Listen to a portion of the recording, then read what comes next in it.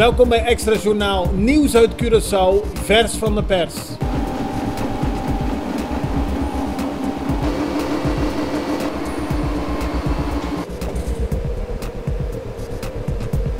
En dit is het nieuws van vandaag. Vanuit de Inspectie voor de Volksgezondheid is een team geïnstalleerd om de toedracht te onderzoeken van de dood van een 11-jarige jongen. Die overleed vorige week in het CEOS bij een operatie.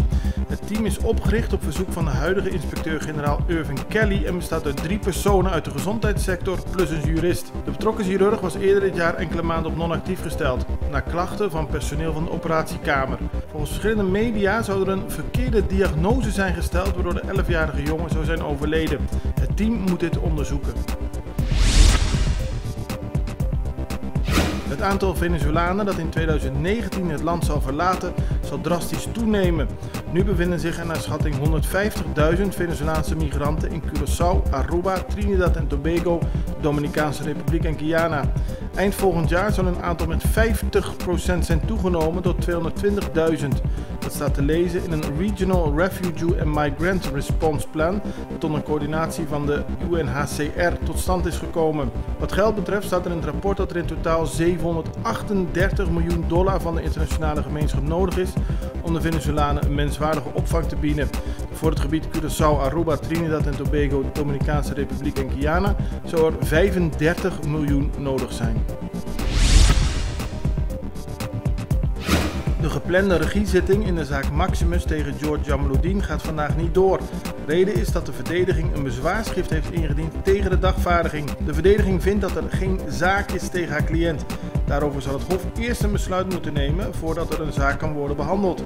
Op 15 januari zal het bezwaarschrift door het Hof achter gesloten deuren behandeld worden. Dat is gisteren bekendgemaakt.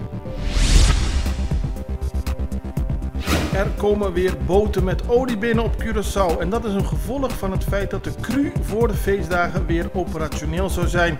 Dat betekent dat er weer kan gewerkt worden bij de ISA-raffinaderij. Zoals bekend moet de CRU gecomprimeerde lucht, gedistilleerd water, energie en stoom aan de raffinaderij leveren. Gebeurt dat niet, dan kan er niet gewerkt worden. De CRU is bijna klaar en voor de feestdagen zal er weer gewerkt kunnen worden in de raffinaderij. Sterilisatie voor zowel man als vrouw wordt in Caribisch Nederland met ingang van 1 januari vergoed door het zorgverzekeringskantoor BES. Dat heeft de minister van Medische Zorg Bruno Bruins in Nederland bekendgemaakt. Aanleiding voor het besluit is het hoge abortuscijfer. Op Bonaire, Sint-Eustatius en Saba wordt de helft van de jaarlijks 450 zwangerschappen voortijdig afgebroken. Van de groep vrouwen die een abortus ondergaan heeft een groot deel, ruim 30%, een voltooid gezin. Verwacht wordt dat door het vergoeden van sterilisatie het aantal ongeplande zwangerschappen afneemt in Europees Nederland. Dit was Extra Journaal met nieuws uit Curaçao in het Nederlands elke doordeweekse dag. Tot de volgende keer.